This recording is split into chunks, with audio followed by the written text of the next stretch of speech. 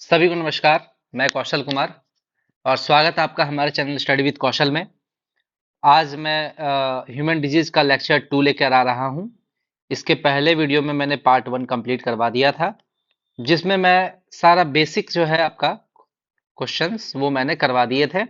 आज हम लोग पढ़ने वाले हैं, ये क्या आ रहा है यार? हाँ, आज हम लोग पढ़ने आ रहे हैं बैक्टीरिया, वायरस, फंगस और प्रोटोजोआ से होने वाली बीमारी। बैक्टीरिया यानी कि जीवाणु, वायरस विषाणु, फंगस कवक, प्रोटोजोआ यानी कि प्रोटोजोआ ही बोलते हैं इसको। सबसे पहले स्टार्ट करते हैं बैक्टीरिया से होने वाली बीमारी। बैक्टीरिया को समझते हैं। बैक्टीरिया दो तरह का होता है, एक ग्राम पॉजिटिव, दूसरा ग्राम नेगेटिव। दोनों में अंतर समझिए क्या है। दोनों में सेल मेम्ब्रेन होता है, ठीक है, लेकिन पहला वाला जो है ग्राम पॉजिटिव, उसका सेल मेम्ब्रेन जो है लिपिड और पेप्टिडोग्लाइकन का बना होता है और इसकी मोटी परतों से बना होता है। पेप्टिडोग्लाइकन की मोटी परतों से बना होता है। और इसमें क्या होता है ग्राम नेगेटिव में, यह पेप्टिडोग्लाइकन की पतली परतों से बना होता है। यानी कि इसका वॉल जो है वो थिक होता है, मोटा थिक, और इसमें क्या होता है थिन यानी कि पतला। अगला, ग्राम पॉजिटिव पॉजिटिव में टिकोइक एसिड पाया जाता है। टिकोइक एसिड याद रखिएगा, इसमें टिकोइक एसिड नहीं पाया जाता है। ग्राम पॉजिटिव में एक आपका प्रोसीड्योर होता है, ग्राम स्टेनिंग प्रोसीड्योर, ठीक है, ग्राम स्टेनिंग प्रोसीड्योर। इसमें ये जो है बैक्टीरिया अपना क्रिस्टल वायलेट रंग को बरकरार रखते हैं। क्या करते हैं? क्रिस्टल वायलेट रंग को बरकरार, ये एक टेस्ट होता है, प्रोसीड्योर है। इसमें ये अपना क्रिस्टल वायलेट रंग को बरकरार रखते हैं। जबकि ग्राम स्टेनिंग प्रोसेस में ग्राम नेगेटिव बैक्टीरिया जो है वो क्रिस्टल वायलेट रंग को खो देते हैं, बरकरार नहीं रख पाते, जनरली वो लाल रंग के हो जाते हैं, ठीक है। तो ये कलर वो अपना चेंज कर देते हैं। अगला, ग्राम पॉजिटिव बैक्टीरिया जो है वो एक्सोटॉक्सिन उत्पन्न करते हैं और ग्राम नेगेटिव जो है इंडोटॉक्सिन उत्पन्न करते हैं। तो ये था ग्राम पॉजिटिव और ग्राम नेगेटिव का डिफरेंस। अब आगे आते हैं,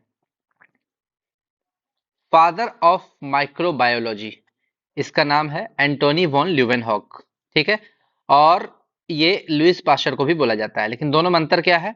अगर माइक्रोबायोलॉजी का बात किया और आपसे बोला फादर ऑफ मॉडर्न माइक्रोबायोलॉजी, तो एंटोनी वॉन ल्यूवेनहॉक, ठीक है। और यही अगर आपसे फादर ऑफ मेडिकल माइक्रोबायोलॉजी, आगे में मेडिकल वर्ड लग गया, तो लुई पास्चर। लुई पास्चर वही साइंटिस्ट है जिसने पाश्चुरीकरण का खोज किया था, पैस्चुराइजेशन, जो 62 डिग्री सेल्सियस पर होता है, दूध में होता है। और किण्वन, फर्मेंटेशन, जो अल्कोहल बनाया जाता है। और तीसरा है रेबीज के टीके की खोज की थी, रेबीज के टीके की खोज, ठीक है। ये भी आप दिमाग में बैठा लीजिएगा। आगे, अगला बीमारी जो है अ, अगला बीमारी जो है वो है टाइफाइड। टाइफाइड को बोलते हैं मियादी बुखार। टाइफाइड को क्या बोलते हैं? मियादी बुखार। यह साल्मोनेला टाइफी नामक जीवाणु से होता है। किससे होता है? Salmonella typhi. आपको कोई भी बीमारी पढ़ाएंगे, आपको एक तो बैक्टीरिया, वायरस जो भी रहे उसका नाम याद रखना है और उससे कौन सा अंग प्रभावित होता है, ये दो चीज ही आपको मेन याद रखना है। मैं पूरे डिटेल में पढ़ा रहा हूं, लेकिन आपको सबसे इंपॉर्टेंट दो चीज याद रखना है कि वो किस बैक्टीरिया, वायरस, फंगस, प्रोटोजोआ किससे हो रहा है और उससे कौन सा अंग प्रभावित हो रहा है। आपको याद रखना है टाइफाइड साल्मोनेला टाइफी नामक जीवाणु से होता है और इससे इंटेस्टाइन यानी कि आंत प्रभावित होता है। तो आपको याद रखना आंत। इसको फीवर ऑफ इंटेस्टाइन भी बोलते हैं। इसमें क्या होता है, हमारे इंटेस्टाइन में स्मॉल होल हो जाते हैं, छोटा छोटा छेद हो जाता है, हम लोग को बुखार और काफी दर्द रहता है, ठीक है। और इसमें याद रखना है आपको, ये दूषित जल एवं दूषित भोजन से होता है, कंटेमिनेटेड फूड एंड वाटर से होता है। इसकी जांच के लिए विडाल टेस्ट कराया जाता है, विडाल टेस्ट, ये भी आपको याद रखना है। और इसमें टैब वैक्सीन दिया जाता है, टैब, TAB, टैब वैक्सीन, यानी कि टाइफाइड में आपका TAB टैब वैक्सीन दिया जाता है। आगे आते हैं, ट्यूबरकुलोसिस का बात करते हैं। तो इसको हिंदी में बोलते हैं क्षय रोग और तपेदिक। याद रखिए दोनों बोलते हैं, क्षय रोग भी बोलते हैं और तपेदिक भी बोलते हैं। यह माइकोबैक्टीरियम ट्यूबरकुलोसिस नामक जीवाणु से होता है। इससे प्रभावित अंग कौन सा है? लंग्स। तो आपको दो ही चीज याद रखना है, माइकोबैक्टीरियम ट्यूबरकुलोसिस से होता है और लंग्स से। याद रखिएगा, टीबी जो है, ट्यूबरकुलोसिस को टीबी बोलते हैं, इसके बैक्टीरिया की खोज किसने की थी? रॉबर्ट कोच ने। और रॉबर्ट कोच ने हैजा यानी कि कोलेरा के जीवाणु की भी खोज की थी। आपसे क्वेश्चन पूछता है टीबी और कोलेरा यानी कि टीबी और कोलेरा के बैक्टीरिया की खोज किसने की थी? Robert Koch. ठीक है। रॉबर्ट ब्राउन, एक वर्ड आता है रॉबर्ट ब्राउन। ठीक है, रॉबर्ट ब्राउन। रॉबर्ट ब्राउन ने न्यूक्लियस की खोज की थी, ये भी याद रखिएगा, न्यूक्लियस केंद्रक की खोज की थी। और एक वर्ड आता है Robert Koch. Robert Hooke, Robert Hooke ने खोज किया था कोशिका की, डेड सेल। कोशिका यानी कि डेड सेल, किसमें? कॉर्क के छाल में, कॉर्क वृक्ष की छाल में उसका खोज किया था। आगे आते हैं, ट्यूबरकुलोसिस में लक्षण क्या होता है? रेगुलर हाई फीवर, कफ, ब्लड होता है, ब्लड भी आ सकता है इसमें, फीवर होता है और सफोकेशन होता है। आप खांसीएगा, बार बार खांसी होगा। कहावत है, 2 हफ्ते से ज्यादा खांसी आपको टीबी हो सकती है, और 2 हफ्ते से ज्यादा गर्लफ्रेंड बीवी हो सकती है। संभल के काम कीजिएगा, जांच जरूर करवाइएगा। आगे आते हैं, इसकी जांच मेंटू टेस्ट, इसका नाम है मेंटू टेस्ट। ठीक है, इसमें बलगम की जांच होती है और ये टीबी के लिए यही जांच करवाया जाता है। आगे आप ध्यान दीजिएगा, इसका इलाज, इसका इलाज करने का तरीका है डॉट्स। आप पढ़ देखते होंगे, टीवी में प्रचार देता होगा, डॉट्स ही इलाज है टीबी का। डॉट्स का फुल फॉर्म होता है डायरेक्टली ऑब्जर्व ट्रीटमेंट्स। ठीक है। 24 मार्च को टीबी डे मनाया जाता है, वर्ल्ड टीबी डे, विश्व टीबी दिवस। और इसकी सुरक्षा के लिए बीसीजी का टीका लगाया जाता है। बीसीजी का टीका जनरली 6 मंथ के अंदर लगा दिया जाता है। और इसका फुल फॉर्म होता है, बी का मतलब बैसिलस, सी का मतलब कामेट, जी का मतलब ग्यूरिन। और इसका डिस्कवरी जो किए थे गुरिन कामेट, इसीलिए इस बीमारी में बीसीजी इसका नाम पड़ा, क्योंकि ग्यूरिन कामेट और ये बैक्टीरिया से होता है, इसीलिए बैसिलस। ये नामकरण समझिएगा बैक्टीरिया का, पिछले वीडियो में बताए थे। बैसिलस उसके नाम के आगे होता है जिस बैक्टीरिया का शेप जो है वो रड शेप का होता है। कोकस उस बैक्टीरिया का नाम होता है जिसका शेप स्फेरिकल होता है। ठीक है, क्या होता है? Shape spherical. तो ये आप याद रखिएगा, नोमेनक्लेचर उसके शेप के अनुसार से होता है। आगे आते हैं, प्लेग। प्लेग जो है वो एक महामारी के रूप में फैला था। बहुत आप जब पढ़े होंगे मॉडर्न हिस्ट्री, उस पर आप पढ़े होंगे कि प्लेग जो है एक महामारी होता है। यह चाइना से शुरू हुई थी, चूहों के द्वारा फैलती है। ठीक है, तो और इसमें जो वायरस है, जो आपका बैक्टीरिया, इसमें जो बैक्टीरिया है वो कौन सा बैक्टीरिया है? पॉस्चुरेला पेस्टिस, या कहीं कहीं आपको एग्जाम में दिया रहेगा येशेनिया पेस्टिस। ठीक है, येशेनिया पेस्टिस। दोनों में जो ऑप्शन में रहे आपको वो मार देना, ज्यादातर ये पूछता है, पॉस्चुरेला पेस्टिस। और इससे प्रभावित अंग है आपका आर्मपिट्स यानी कि कांख। ठीक है, दोनों हाथ के बीच में जो कांख का एरिया होता है, आर्मपिट्स, वहां पर होता है। और लंग्स, ये फेफड़ा में भी होता है। आगे बढ़ते हैं, अगला बीमारी है कॉलेरा यानी कि हैजा। हम बताए थे टीबी और कोलेरा के जीवाणु की खोज कौन किए थे? टीबी और कोलेरा, इसके जीवाणु की खोज किए थे रॉबर्ट कोच। Robert Koch. यहाँ भी आपको क्या रखना है, इसकी जो जीवाणु का नाम है विब्रियो कोलेरी, विब्रियो कोलेरी, ये रॉबर्ट कोच। अब देखिए विब्रियो वर्ड आया, विब्रियो, इसका शेप कैसा होता है? इसका शेप होगा बीच में गोल और किनारे में धागा जैसा, ऐसे बीच में भरा हुआ रहेगा ऐसे, यानी कि इसका शेप होगा ऐसे, ऐसे, और किनारे में हल्का सा इधर और इधर निकला हुआ रहेगा। ये है विब्रियो का शेप। तो बैक्टीरिया का आप शेप पढ़िएगा ना, पिछले वीडियो में मैंने बताया था, तो ये शेप होता है, शेप पे उसका नामकरण डिसाइड होता है, विब्रियो कॉलेरी। और इसका खोज कौन किए थे? Robert Koch. अगला, यह दूषित जल और भोजन से फैलता है। इसका कारक कौन है? यानी कि कैरियर, वेक्टर्स यानी कि मक्खी, मच्छर, ये सब जो है दूषित जल और भोजन पर बैठेगा और वो आपके खाना में ले जाएगा, उसको जब आप खाइएगा तो उससे आपको कॉलेरा होने के चांस होते हैं। याद रखिएगा, कॉलेरा हो गया, आपका प्लेग हो गया, ये सब पूरे एक एक व्यक्ति को होता था ना पहले, तो पूरा का पूरा गांव को खत्म कर देता था, इसलिए इसको महामारी बोल दिया जाता था। ये हैजा भी एक महामारी की तरह फैलता था। ठीक है, और इससे जो अंग प्रभावित होता है उसको बोलते हैं ऑसोफेगस। ऑसोफेगस को बोलते हैं फूड पाइप। एक अंग होता है ट्रैकिया, जिसको बोलते हैं विंड पाइप। ठीक है, विंड पाइप, जो कि आपका डिप्थीरिया में प्रभावित होता है, विंड पाइप, ट्रैकिया। तो इसका वर्ड का आपसे पूछ सकता है, फूड पाइप का दूसरा नाम क्या है? ऑसोफेगस। विंड पाइप का दूसरा नाम क्या है? ट्रैकिया। तो ये मैं आपको ऐसे ही साइड से बता दे रहा हूँ।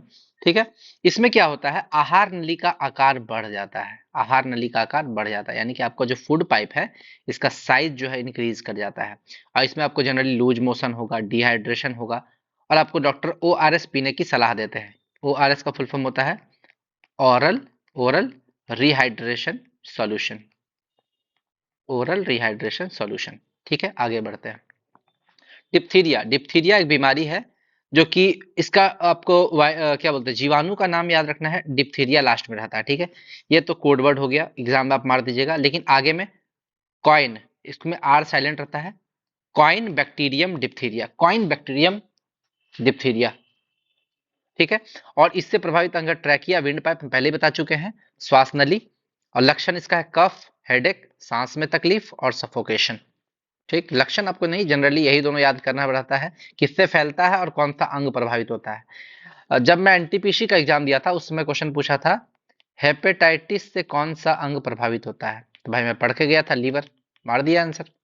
ठीक है, आप अंग भी याद रखिएगा और किस वायरस से होता है या किस बैक्टीरिया से, फंगस से, ये सब आपको याद रखना है।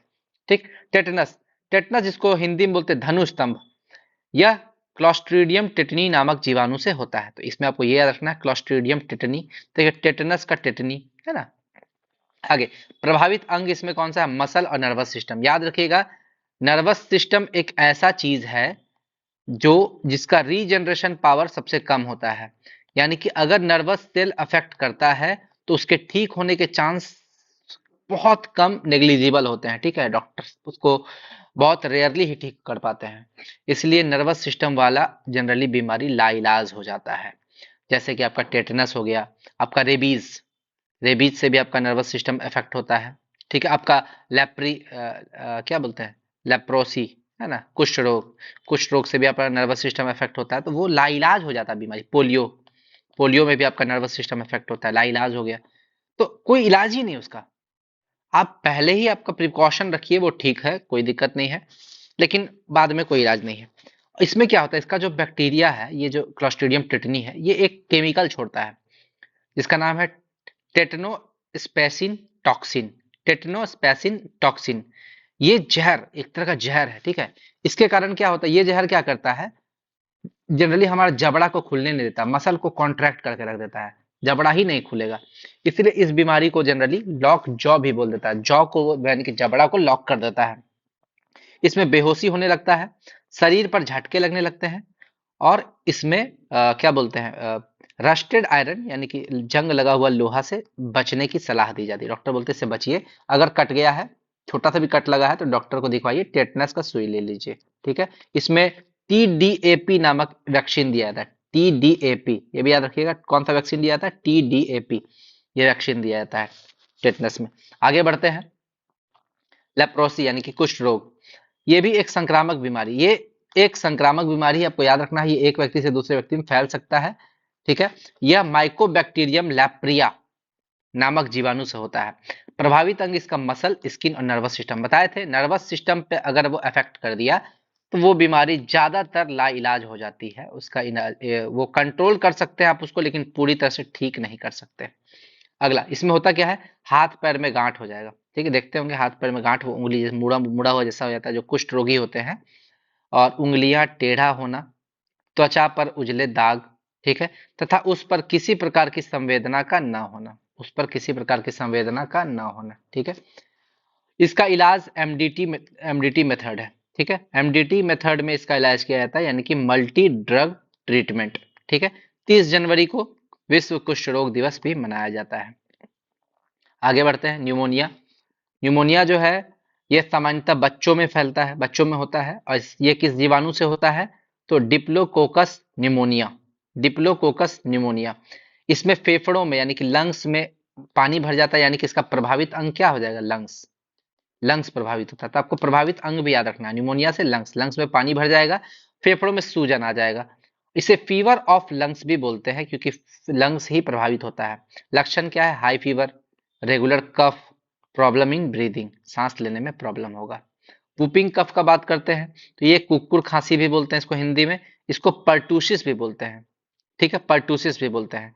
यह हीमोफिलिस पर्टूसिस या बॉर्डेटेला पर्टूसिस नामक जीवाणु से फैलता है। दोनों में जो ऑप्शन रहे, या तो आपको हीमोफिलिस पर्टूसिस रहे या बॉर्डेटेला पर्टूसिस रहे, दोनों ऑप्शन आपको मार देना है, कि दोनों में से जो रहे उसको टिक मार देना, दोनों नहीं रहेगा, दोनों में से कोई एक रहेगा। प्रभावित अंग आपका श्वसन तंत्र है, यानी कि रेस्पिरेटरी सिस्टम, यानी कि लंग्स।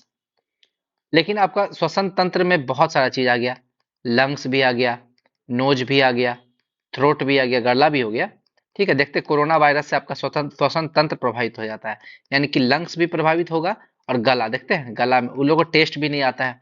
तो इस श्वसन तंत्र में सारा चीज आ गया, सांस से रिलेटेड सारा चीज प्रभावित हो जाता है। रेगुलर हाई फीवर रहेगा, कफ विथ वोमिटिंग रहेगा, आपको वोमिटिंग होगा, उल्टी होगा, उसके साथ कफ भी आएगा। इसका टीका दिया जाता है डीपीटी। डी का फुल फॉर्म डिप्थीरिया, पर्टूसिस और tetanus. Diphtheria, pertussis, tetanus. Tetanus, pertussis, diphtheria तीनों पढ़ चुके हैं। आगे आते हैं मेनिंजाइटिस। अगला बीमारी है मेनिंजाइटिस।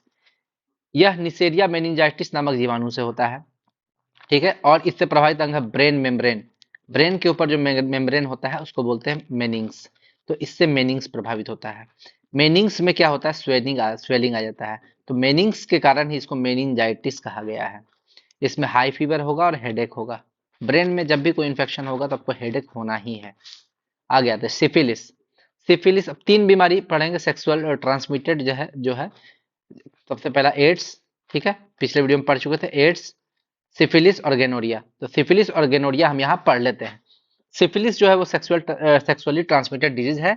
यह ट्रेपोनेमा पॉलिडम पैलिडम नामक जीवाणु से फैलता है। प्रभावित अंग है स्किन, सेक्सुअल ऑर्गन और नर्वस सिस्टम। लेकिन इसका इलाज है पेनिसिलिन। पेनिसिलिन पेनिसिलिन से ये कंट्रोल रहता है। अगला है गेनोरिया।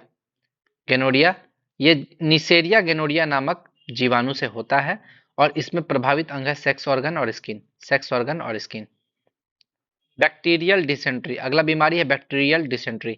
यह शिगेला नामक जीवाणु से होता है। किससे, सिगेला। और इसमें लूज मोशन और वॉमिटिंग होता है। बस इसमें आपको ये याद रखना है सिगेला। ठीक है, और कुछ नहीं याद रखना है। एंथ्रेक्स। एंथ्रेक्स जो है एंथ्रेसिस नामक जीवाणु से होता है। ये बहुत इंपॉर्टेंट है। इसमें श्वसन तंत्र यानी कि रेस्पिरेटरी सिस्टम प्रभावित होता है। पुराने समय में जो तीरंदाज होते थे, ठीक है, वो तीर पर एंथ्रेक्स लगाकर मारते थे। ठीक है, दुश्मन के शरीर में छोटे कट लग जाएगा, तीर जब भी पेट में जाएगा या कहीं भी शरीर में लगेगा तो तीर के थ्रू आपका उसके शरीर में एंथ्रेक्स भी चला जाएगा। एंथ्रेसिस, ये जीवाणु चला जाएगा। और जैसे वो शरीर में छोटे कट से इंटर करेगा, वो 24 से 48 घंटा में पूरे शरीर में फैल जाता है। यानी कि उसका अगर आप जल्दी इलाज नहीं कराएंगे 24 से 48 घंटा के अंदर, तो उसकी मृत्यु होना तय है। इसका इलाज बहुत क्विक करवाना होता है। ठीक है, इसीलिए देखिएगा बहुत राजा महाराजा पहले तीर से मर जाते थे, तो उसमें एंथ्रेक्स लगा के छोड़ा जाता था। आगे आते हैं वायरस से होने वाली बीमारी। ठीक है, वायरस के खोज करता है इवानोवस्की, जो कि टोबैको मोजाइक वायरस पर इसकी खोज किए थे। इसीलिए फादर ऑफ वायरोलॉजी भी इवानोवस्की को ही बोला जाता है। एड्स, सबसे पहला बीमारी है एड्स, जो कि सेक्सुअली ट्रांसमिटेड डिजीज है। इसके बारे में हम लोग पार्ट 1 में डिस्कस कर चुके हैं, थोड़ा सा बता देते हैं। एड्स का फुल फॉर्म होता है एक्वायर्ड इम्यूनो डिफिशियंसी सिंड्रोम। यह एचआईवी वायरस से फैलता है। ठीक है, और ये जो है आपका लिम्फोसाइट पे, डब्ल्यूबीसी के लिम्फोसाइट पे अटैक करता है। लिम्फोसाइट के टी सेल पर अटैक करता है और CD4 सेल पर अटैक करता है। टी का CD4, इसी को शॉर्टकट में T4 सेल पर अफेक्ट करता है। और एड्स की बात करें, इसमें आपका एलिसा टेस्ट होता है और WBT टेस्ट यानी कि वेस्टर्न ब्लॉट टेस्ट। ठीक है, एलिसा टेस्ट और वेस्टर्न ब्लॉट टेस्ट। और एड्स में क्या होता है आपका, और एड्स में आपका AZT ड्रग दिया जाता है। इसका इलाज के लिए AZT, ठीक है, इस नाम का दवाई दिया जाता है तो व्यक्ति ठीक होता है। और ये आपका दो तीन तरीका से होता है। पहला आपका इन्फेक्टेड सुई का यूज करने से, दूसरा अनप्रोटेक्टेड सेक्स, ठीक है, और तीसरा आपका है माँ से बच्चे को दूध पिलाते समय। ठीक है, चौथा और है ब्लड ट्रांसफ्यूजन, यानी कि जब एक व्यक्ति से दूसरे व्यक्ति में ब्लड हम लोग ट्रांसफ्यूज कर रहे हैं, रक्त जो आप दे रहे हैं, तो उस समय भी अगर एड्स से संक्रमित कोई व्यक्ति है, उसका ब्लड किसी दूसरे व्यक्ति के शरीर में दे दिया जाए तो उससे भी एड्स हो सकता है। तो ये एड्स हो गया। ठीक है, ज्यादा नहीं पढ़ेंगे, पढ़ चुके हैं पहले। अगला है स्मॉल पॉक्स और चिकन पॉक्स। स्मॉल पॉक्स को बोलते हैं, होता है वेरियोला वायरस, और चिकन पॉक्स होता है वेरिसेला वायरस। अंतर क्या देखिए, चिकन सी, वेरिसेला में आपका सी आ रहा है, और स्मॉल पॉक्स स्मॉल है तो वेरियोला में ओ आ रहा है। वेरिसेला में सी, ये आप पकड़िएगा, आप कंफ्यूज कीजिएगा कि स्मॉल पॉक्स में वेरियोला है कि वेरिसेला। तो सी से चिकन, सी से वेरिसेला, सेला। ठीक है, सेला। इसमें छोटे छोटे दाने होते हैं और इसमें बड़े बड़े दाने होते हैं। छोटी माता बड़ी माता, यही इसका नाम है। ठीक है, और बच्चों में इस बीमारी को रोकने के लिए टीका लगाया जाता है। याद रखिएगा, स्मॉल पॉक्स जो है ये खत्म कर दिया गया है अब इस दुनिया से, ठीक है। और एक चीज और समझिएगा कि चेचक का टीका जो था उसके खोजकर्ता थे एडवर्ड जेनर, इसलिए इनको फादर ऑफ वैक्सीनेशन भी कहा जाता है। चेचक के टीके की खोज की थी एडवर्ड जेनर ने। और इसमें क्या है, स्मॉल पॉक्स और चिकन पॉक्स में आपका क्या होता है, इससे पूरा बॉडी प्रभावित होता है, क्योंकि ये फेस पे भी होता है, हाथ में भी होता है, पैर में भी होता है, यानी कि पूरा शरीर में होता है। इसमें आपको क्लीनलीनेस यानी कि साफ सफाई और सैनिटेशन बरकरार रखने के लिए बोलता है डॉक्टर। आप साफ सुथरा रहिएगा तो जल्दी रिकवर कर पाइएगा। आगे आते हैं। दो बीमारी है, एक बर्ड फ्लू, एक swine flu. Bird flu H5N1 virus से होता है और स्वाइन फ्लू H1N1 वायरस से होता है। आप इसका एक ट्रिक समझ सकते हैं। ये 4 वर्ड का है, ये 5 वर्ड का है। यहाँ पर 5 है और यहाँ पर 1 है। H5N1, H1N1, दोनों में अंतर यही है कि जो बर्ड फ्लू है ये 4 अक्षर का है तो यहाँ 5 होगा। ये 5 अक्षर का है तो यहाँ 5 नहीं होगा। बहुत कोई क्या करेंगे, स्वाइन फ्लू 5 अक्षर का है तो इसको H5N1 डाल देंगे। आपको ये याद रखना है कि ये 5 अक्षर का है तो यहाँ 5 नहीं होगा, तो बचा क्या, 1 ही होगा, H1N1 वायरस। ये 4 अक्षर का है, 5 मार दीजिए। ठीक, ये आपको ट्रिक लगा सकते हैं। अगला, कॉमन कोल्ड, जिसमें सर्दी जुकाम, नाक बहता है, ठीक है, नाक बहेगा, इसमें ये आपका राइनो वायरस से होता है, राइनो वायरस। बस आपको इतना ही याद रखना है, इस तीनों में आपको इतना ही याद रखना है और ज्यादा कुछ नहीं याद रखना है। जब आपका बर्ड फ्लू हुआ था, आपको याद होगा, बर्ड फ्लू जनरली मुर्गा से हुआ था एक बार, याद होगा। तो उस समय मुर्गा बहुत सस्ता कर दिया था, 30 रुपए केजी, ठीक है। तो बर्ड फ्लू ठीक कैसे हुआ, पूरा वर्ल्ड में जितना मुर्गा था सबको मार के फेंक दिया गया, एक भी मुर्गा नहीं बना। फिर आर्टिफिशियल तरीके से मुर्गा बनाया गया तो उसमें आपका बर्ड फ्लू वायरस नहीं था, ये याद रखिएगा। स्वाइन फ्लू सुअर से फैलता है। चलिए आगे बढ़ते हैं। अगला बीमारी है हमारा पोलियो। पोलियो, ठीक है। यह बीमारी इंटेरो वायरस से फैलता है। इंटेरो वायरस, नाम याद रखिएगा, इंटेरो वायरस। इसमें प्रभावित अंग आपका नर्वस सिस्टम, मसल और स्पाइनल कॉर्ड, ठीक है, स्पाइनल कॉर्ड। बताए थे जो नर्वस सिस्टम होता है वो बीमारी ला इलाज होता है, इसका कोई इलाज नहीं है। यह दूषित भोजन से फैलता है, कॉन्टिमिनेटेड फूड से। और पोलियो के टीके की खोज किसने की थी, जॉन साल्क। ये बहुत इंपॉर्टेंट क्वेश्चन हो जाता है। पोलियो में अमिताभ बच्चन प्रचार करने आते थे, 2 बूंद जिंदगी की, 2 बूंद पोलियो ड्रॉप।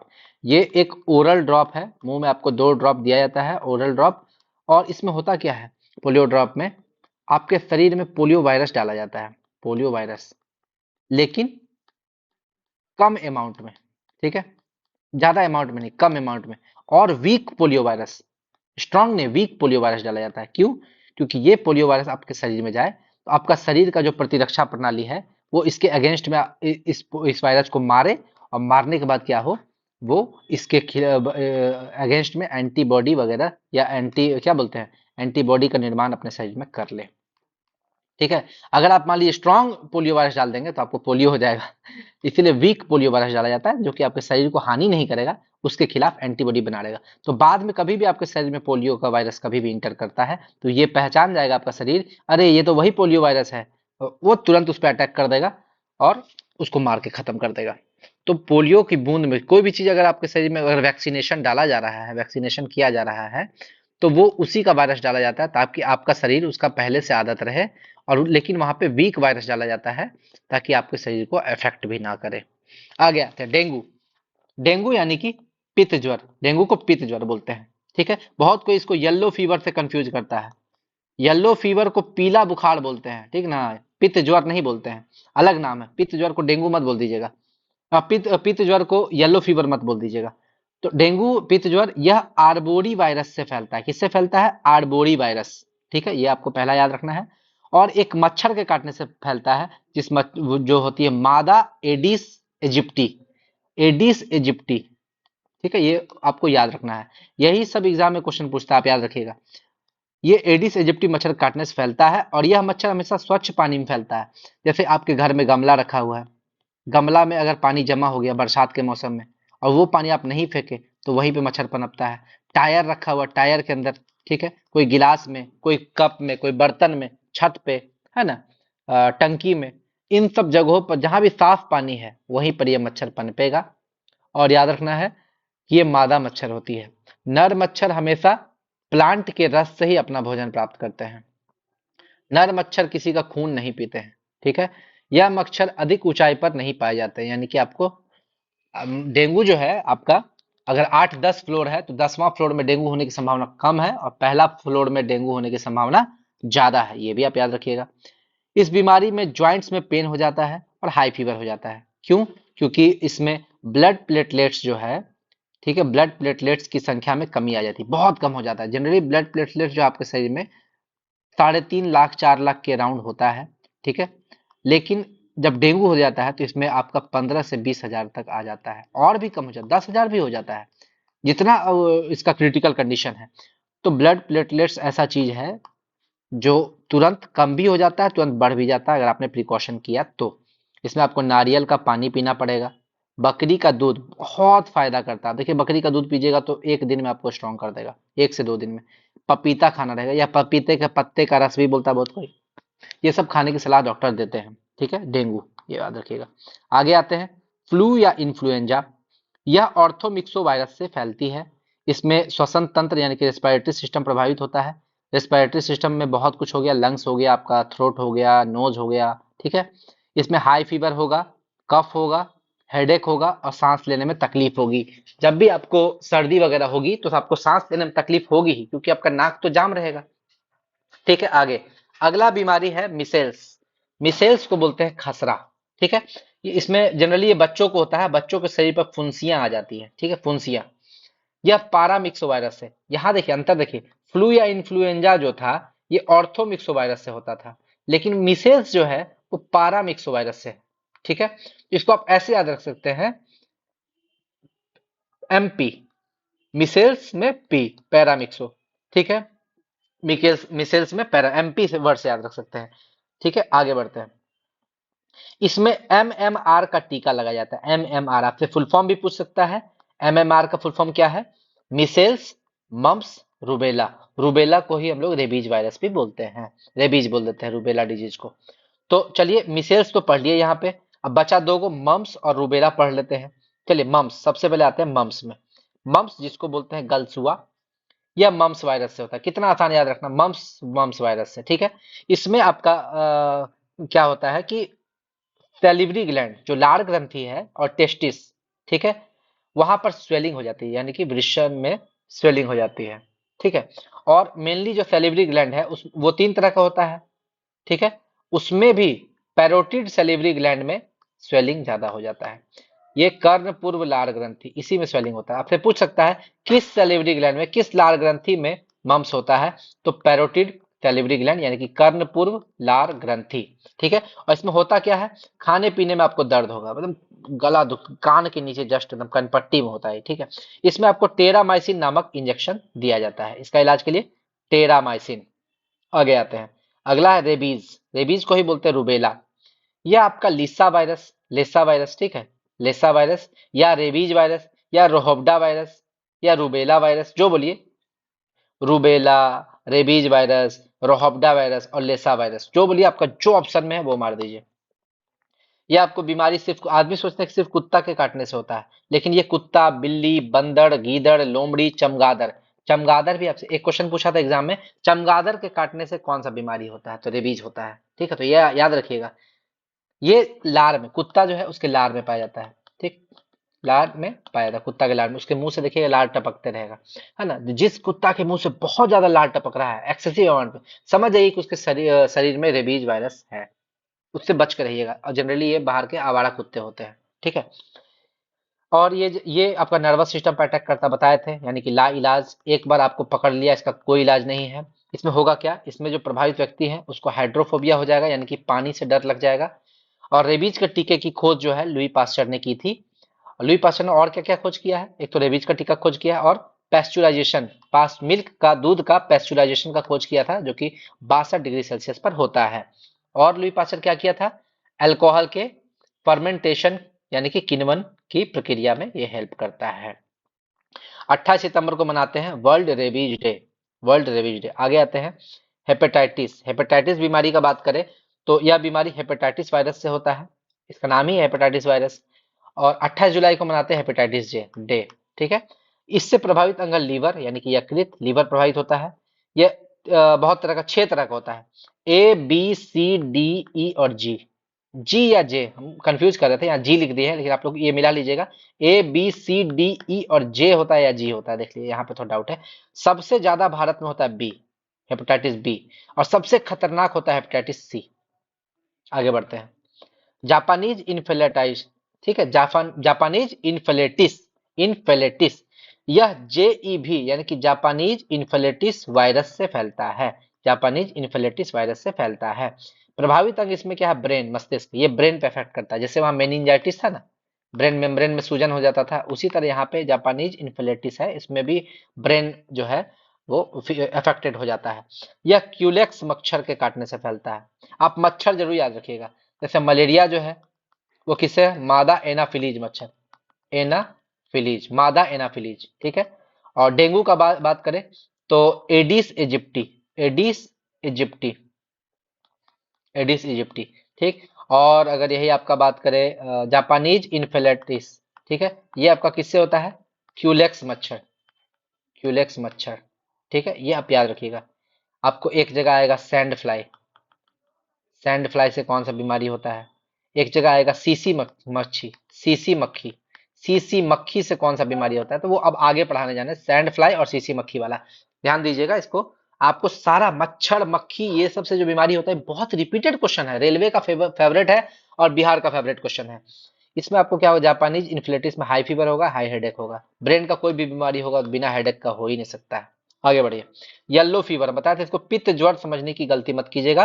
पित्त ज्वर जो है वो डेंगू को बोलते हैं, ठीक। येलो फीवर वायरस जो है, इससे होता है येलो फीवर, तो ये भी आसान है।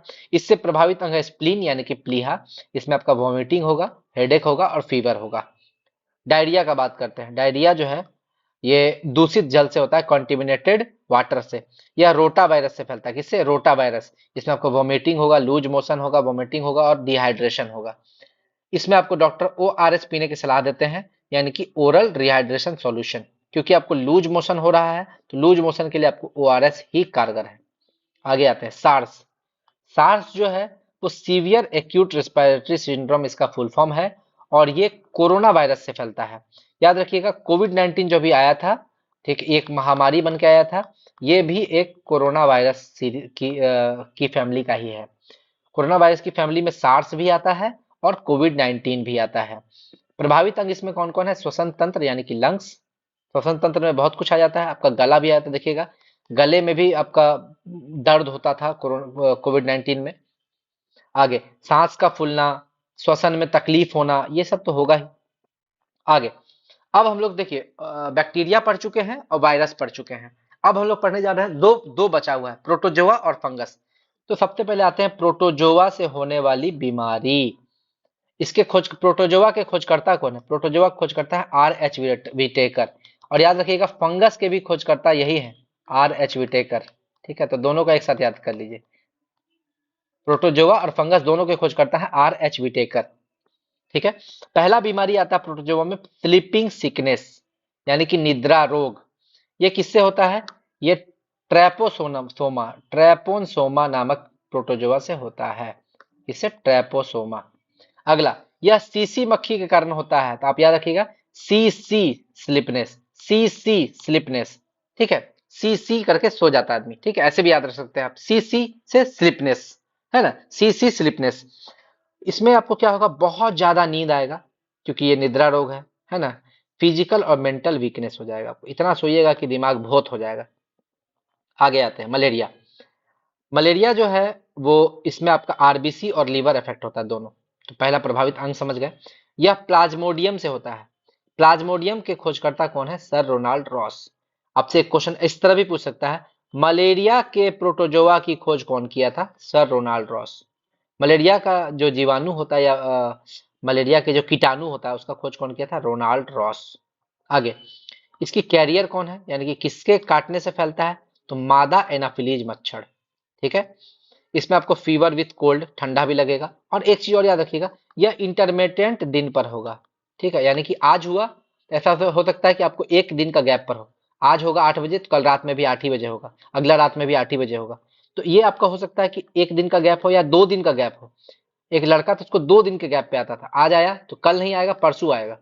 फिर उस एक दिन गैप करके। तो ये मलेरिया का इंटरमिटेंट जो है इसका फीवर, और फीवर आएगा तो आपको ठंडा भी लगेगा, चादर उड़ा देगा, ठीक है। इसको ब्लैक वाटर फीवर भी बोलते हैं, ब्लैक वाटर फीवर, ये भी याद रखना आपको, ब्लैक वाटर फीवर। आगे, इसका इलाज कैसे होता है? मलेरिया के उपचार के लिए कुनैन की दवा दी जाती है, कुनैन की दवा, ये आपको बार बार पूछा, ये इस क्वेश्चन को अगर मैं 10 टिक भी मार दूं तो ये कम है, ये बार बार पूछा जाने वाला क्वेश्चन, कुनैन की दवा। और ये कहाँ से निकाला जाता है? सिनकोना वृक्ष की छाल से निकाला जाता है, ठीक है। और 25 अप्रैल को मनाया जाता है world malaria day, world malaria day. आगे आते हैं डिसेंट्री। डिसेंट्री को बोलते हैं पेचिस। यह बीमारी एंट अमीबा हिस्टोलिका नामक प्रोटोजोआ से होती है, एंट अमीबा हिस्टोलिका। इसमें आपका स्टोमक यानी कि आमाशय जो है वो प्रभावित होता है, और इसमें पेट में दर्द होने की संभावना ज्यादा रहती है, ठीक है, डिसेंट्री। एक हम आपको बताते हैं बैक्टीरियल डिसेंट्री। बैक्टीरियल डिसेंट्री वो बैक्टीरिया से होता था, लेकिन ये डिसेंट्री है, ये आपका, ये किससे होता है? प्रोटोजोआ से होता है। तो एंट अमीबा हिस्टोलिका इसका नाम है। आगे आते हैं पायरिया। अगला है पायरिया, ठीक है। इसे एमीबियोसिस भी बोलते हैं, एमीबियोसिस भी बोलते हैं पायरिया। इसमें होता क्या, यह किससे होता है? एंटमीबा जिंजीवेलिस नामक प्रोटोजोआ से होता है, एंटमीबा जिंजीवेलिस। इसमें लक्षण क्या है? मसूड़ों से मवाद आना, खून आना, दुर्गंध आना, ये इसका लक्षण है। और इसमें क्या क्योर करने के लिए क्या किया जाता है? विटामिन सी का प्रयोग किया जाता है, विटामिन सी का प्रयोग किया जाता है। आगे, अगला बीमारी है कालाजार, ठीक है। कालाजार ये बीमारी जो है आपका सबसे फेवरेट क्वेश्चन है आपका रेलवे का, लिस्मानिया डोडोवानी, लिस्मानिया डोडोवानी इस नाम का प्रोटोजोआ से होता है, और ये एक पैरासाइट है, पैरासाइट है। इसका कैरियर है सैंड फ्लाई, हम आपसे बोले थे सैंड फ्लाई और सीसी, सैंड फ्लाई से क्या हो गया आपका? कालाजार। और सीसी सीसी मक्खी, सीसी मक्खी से होगा आपका सी सी स्लिपनेस, सी सी स्लिपनेस, है ना, तो स्लीपिंग सिकनेस यानी कि निद्रा रोग, ठीक है। आप ऐसे करके याद कर सकते हैं, बार बार रिपीट करके। इसमें क्या होगा? कालाजार में आपको हाई फीवर होगा, हेडेक होगा, स्किन ड्राई होगा, और स्किन पर बड़े बड़े पिंपल्स टाइप के दाने भी हो जाते हैं। इस बीमारी को हम लोग ब्लैक फीवर भी बोलते हैं, और हड्डी तोड़ बुखार भी बोलते हैं। इसमें इतना भयानक बुखार होगा, हड्डी तोड़ बुखार बोल देते हैं, बहुत दर्द होता है हड्डियों में। तो ये आपका प्रोटोजोआ भी खत्म हो गया। एकमात्र टॉपिक आपका बचा है फंगी से होने वाले रोग, फंगस से होने वाले रोग। अब फंगस का बात करते हैं, तो फंगस के भी खोजकर्ता कौन थे? आर एच विटेकर, ठीक है। इसके बारे में हम लोग डिटेल में स्टडी करेंगे प्लांट किंगडम में, लेकिन कुछ पार्ट इसका में स्टडी कर लेते हैं। यह डेड मटेरियल पर रहता है, यानी कि इसका नेचर कैसा हो गया? जो डेड मटेरियल पे डिपेंड रहता है उसको बोलते हैं सेप्रोफाइटिक, सेप्रोफाइटिक, यानी कि मरे हुए चीजों को खाकर अपना जिंदगी चलाते हैं, मरे हुए चीजों को खाकर। आगे आते हैं, ये आपका एडिबल फंगी है, मशरूम। पूछेगा खाने वाला फंगस कौन है जिसको हम लोग खाते हैं, ऐसा कौन सा कवक है जिसको खाते हैं? तो वो हो जाएगा मशरूम। लेकिन मशरूम का एक ऐसा ऐसा मशरूम होता है जो खूब पॉइजनस होता है, और वो आपका जान भी ले सकता है। उस मशरूम का नाम है टोड स्टूल। ये पॉइजनस मशरूम है। ये सारा क्वेश्चन प्रीवियस ईयर में पूछा हुआ है, इसलिए मैं आपको बता रहा हूँ। पेनिसिलिन, पेनिसिलिन जो है वो एक फंगस है, ठीक है। और ये पेनिसिलियम, पेनिसिलियम नोटेटम, ठीक है, ये आपको नाम याद रखिएगा, पेनिसिलियम नोटेटम नामक फंगस से बनता है। यीस्ट यानी खमीर, खमीर भी एक फंगस है, और याद रखिएगा खमीर में बडिंग यानी कि मुकुलन द्वारा प्रजनन होता है। आप पढ़िएगा, प्रजनन का बहुत तरीका, अमीबा में होता है बाइनरी फिशन, द्विभाजन। उसी तरह मुकुलन प्रक्रिया से आपका हाइड्रा और यीस्ट में आपका प्रजनन होता है, ठीक है। चीज, चीज पनीर जो है, पनीर में आपका जो एक फंगस यूज होता है पनीर बनाने के लिए, उसका नाम है रॉकेफोर्ट, रॉकेफोर्ट नाम का फंगस यूज होता है। अगला ganoderma, ganoderma lucidum, ganoderma lucidum, ये जो है दवाई के रूप में, ये एक फंगस है, और इसका यूज दवाई के रूप में किया जाता है, जनरली कैंसर पेशेंट और बहुत सारे पेशेंट में इसका यूज होता है। इसका यूज टूथपेस्ट में भी किया जाता है। तो याद रखिएगा फंगस का बहुत सारा यूज है। इसका पूरा डिटेल स्टडी हम लोग प्लांट किंगडम में पढ़ेंगे, और भी बहुत सारा चीज है, पूरा डिटेल हम लोग स्टडी हम लोग करेंगे प्लांट किंगडम में।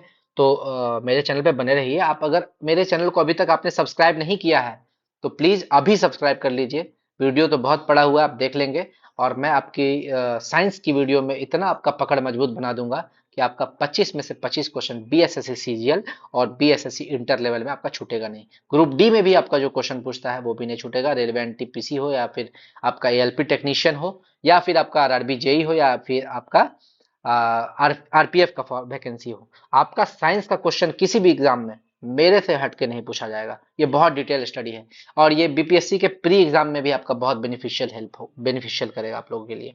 चलिए आगे बढ़ते हैं हम लोग, अगला बीमारी देखते हैं, अस्थमा। फंगस से होने वाला जो पहला बीमारी है वो है अस्थमा। ठीक है, आप देखे होंगे मुंह में लेके एक लिया जाता है, बहुत अस्थमा हो जाता है उसको। अस्थमा जो है किस कवक से होता है? Aspergillus fumigatus, Aspergillus fumigatus. और इससे आपका ट्रैकिया यानी कि विंड पाइप यानी कि आपका जो श्वसन क्या बोलते हैं पाइप, श्वसन जो आपका नली है, श्वसन नली प्रभावित होता है इससे। इसमें लंग्स यानी कि फेफड़ा में क्या होता है, नेट क्रिएट हो जाता है जाली जैसा, जो कि हवा को अंदर जाने में दिक्कत करता है। तो आपको क्या होगा, सफोकेशन होगा, दम घुटेगा, सांस फूलेगा, वीकनेस आएगा।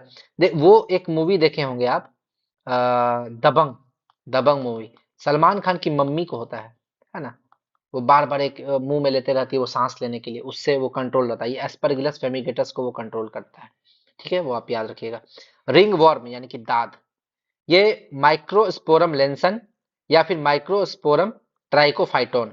ठीक है, ये आपका दोनों में से जो ऑप्शन रहे वो मार दीजिएगा, इस नामक कवक से होता है। माइक्रोस्पोरम लेंसन चाहे तो ये ऑप्शन में रहे या तो माइक्रोस्पोरम ट्राइकोफाइटोन ये ऑप्शन में रहे, इस दोनों कवक से यह क्या होता है, रिंग वर्म यानी कि दाद। इसमें व्हाइट या रेड स्पॉट हो जाएगा आपका स्किन में, टेम्पोररी बर्डनेस या आपका जहां वहां पे बाल भी उड़ा सकता है, लेकिन ये टेम्पोररी होता है। जब आपका दाद ठीक हो जाएगा तो बाल फिर से वापस आ जाता है।